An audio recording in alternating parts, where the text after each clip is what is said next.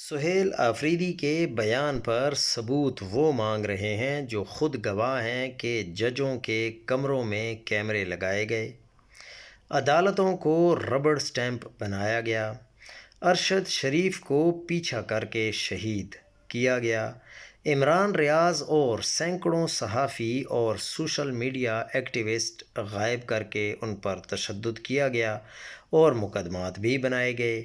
ایک ماں کو ریپ کی دھمکی بھی دی گئی اور اس کی ویڈیوز بھی موجود ہیں۔ بیٹیوں کو والدین کی خلوت کی ویڈیو بھیجی گئیں۔